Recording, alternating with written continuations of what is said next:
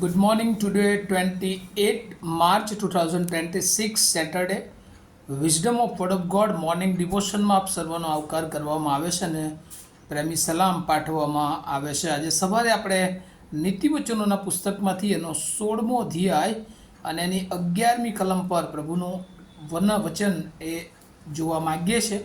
અને પ્રભુનું વચન આપણને આ પ્રમાણે કહે છે, અદલ કાંટો તથા ત્રાજવા યહોવાના છે, કોથળી માહેના સર્વ કાંટલા તેનું કામ છે. એક થીમ અથવા એક મુદ્રાલેખમાં જો આપણે એને જોઈએ તો ઓનેસ્ટી ઇન બિઝનેસ, વેપારમાં પ્રમાણિકતા. NIV બાઇબલ પ્રમાણે પ્રોવર્બ્સ ચેપ્ટર 16 વર્સ 11 એ આ પ્રમાણે કહે છે, honest scales and balances are from the Lord, all the weights in the bag are his making. અને આ બહુ અદ્ભુત પ્રભુનું વચન જે સુલેમાન જે જ્ઞાની માણસ તરીકે ઓળખાય છે અને 127 જેટલા પ્રાંતોમાં એ જ્ઞાની તરીકે બહુ ફેમસ, બહુ અદ્ભુત રીતે પ્રભુના વચનો અને પ્રભુનું જ્ઞાન અને પ્રભુની જે ખાસ પ્રકારની આગેવાની આપવાની કળા ઈશ્વરે આ પ્રભુના સેવકને આપી હતી. અને એના જીવનો દ્વારા આજે અસંખ્ય લોકો એ પ્રભુનું જ્ઞાન, પ્રભુની બુદ્ધિ, પ્રભુના ડાપણ વિશે એ શીખી શકે છે. અને અહીંયા જે વચન લખવામાં આવ્યું છે, અદલ કાંટો. હવે આ અદલ કાંટો એટલે શું? કે જે ન્યાયી રીતે કામ કરે છે, તથા ત્રાજવા યહોવાના હાથમાં છે.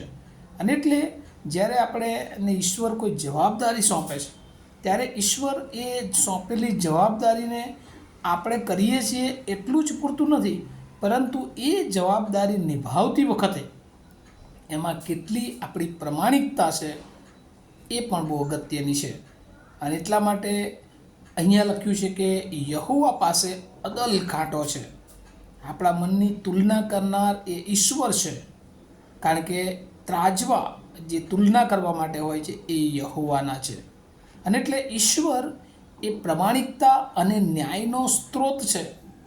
અને આપણે ઈશ્વરના બાળકો તરીકે જ્યારે આગળ વધીએ છીએ ત્યારે પ્રભુ આપણને એ કહે છે કે પ્રમાણિકતા એ આપણા જીવનને માટે એ ઈશ્વરે આપેલું એ ઘરેણું છે કે જે મૂલ્યવાન છે.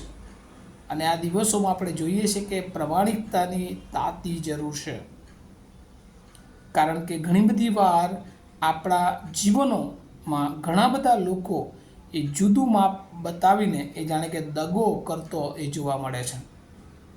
અને એટલે બાઇબલ આજે સવારે નીતિવચન મારફતે આપણને 3 બાબતોમાં એ પ્રમાણિકતા વિશે શિક્ષણ આપે છે. એક, અદલ કાંટો.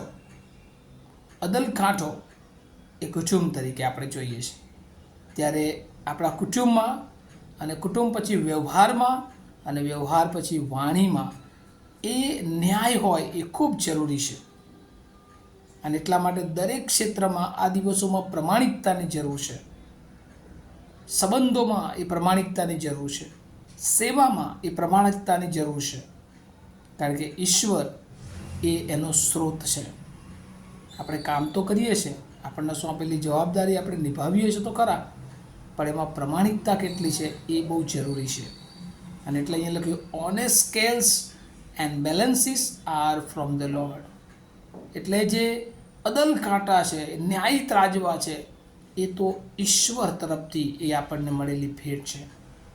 અને એ ઈશ્વરની ભેટ જો આપણે મેળવવા માગીએ છીએ તો આપણે આપણા જીવનમાં, આપણા કુટુંબમાં, આપણી સેવામાં, આપણી નોકરીના સ્થળે, આપણા અભ્યાસના સ્થળે, આપણા બિઝનેસના સ્થળે, આપણા દરેક કાર્યો દ્વારા એ પ્રમાણિકતા લોકોને દેખાવી જોઈએ.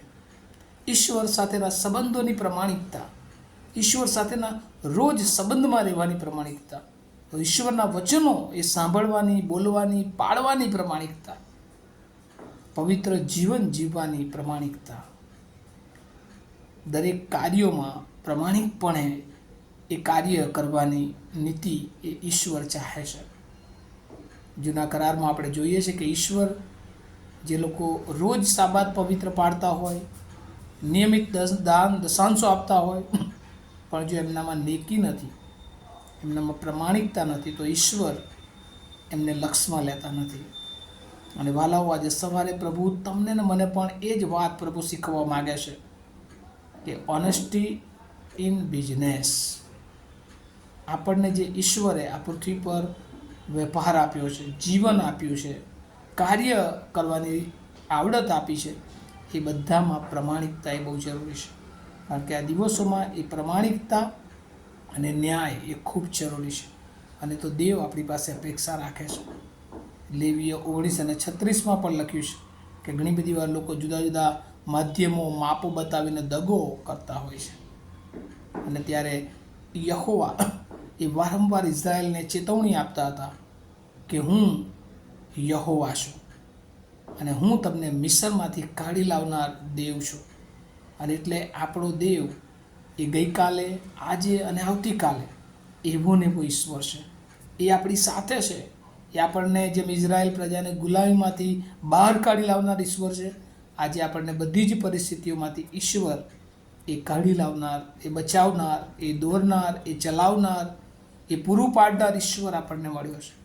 પણ ઘણી બધી વાર આપણે એ ભૂલી જઈએ છીએ અને આપણી પ્રમાણિકતા આપણે ખોઈ બેસીએ છીએ.